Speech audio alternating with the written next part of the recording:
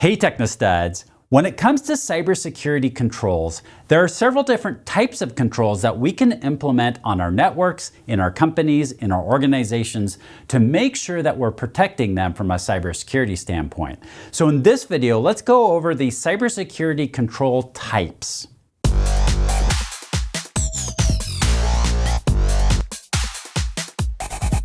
So what are the different types of controls? Well, the first one we have is preventative. That just means that it stops something from happening. So we put up a barrier that's just going to stop something from happening altogether. For instance, maybe we have a service that has a vulnerability to it, and we determine that the risk is not worth the service. Let's just turn down the service. That would be preventative. We've turned down the service so that way it just doesn't exist anymore. There's no one that can leverage that service then. We also have deterrents. Think of like a fence or maybe a barbed wire. There are ways to get around a barbed wire, but I certainly don't want to take to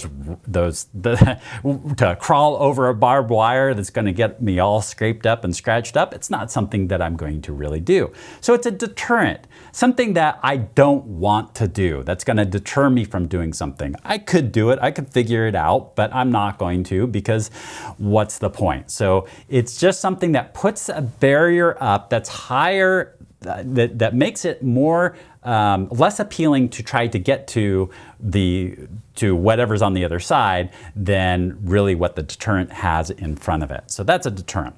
Then there's the detective. Detective is the idea that we are going to detect if something happens. So if I use the barbed wire again, maybe I've got some sensors that if somebody were to clip that barbed wire or crawl over there, then it would alert me that something is happening. So think alert in this case right here, or I can go in and look at logs and see what's happening with it. I can find additional information with this. So that's the detective side of this. Then there's the corrective side.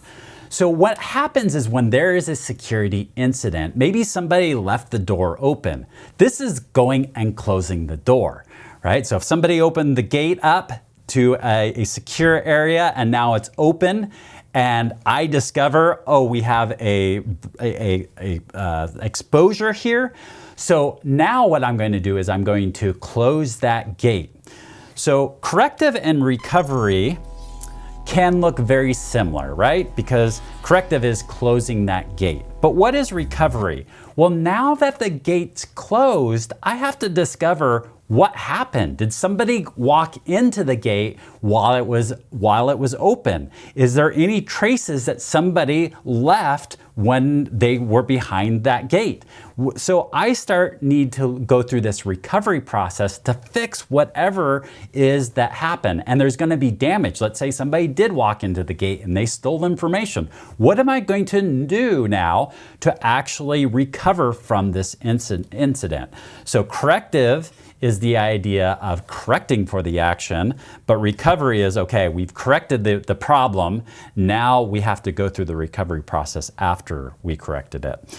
Then we've got compensating. This is an idea that when we have an issue, or let's say we suspect that there's going to be an issue, we do some sort of compensation for it. Maybe we go out and get cybersecurity insurance. So that's going to compensate for maybe some sort of vulnerability that we have. And then we finally have here is directive. And that's going to be something that is specified for us, that's dictated for us. So an example of this is maybe some laws and regulations, perhaps maybe our customers are demanding it.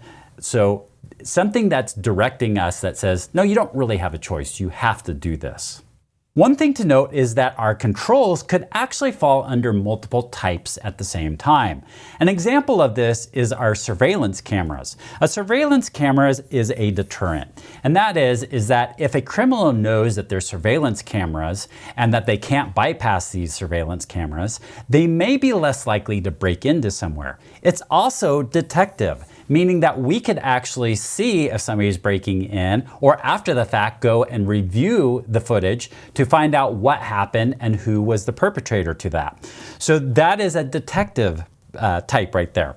And then the other thing is it could also be directive. And that means that there is some sort of regulation that says that we have to have surveillance cameras. So we could actually have a control that's part of multiple types here.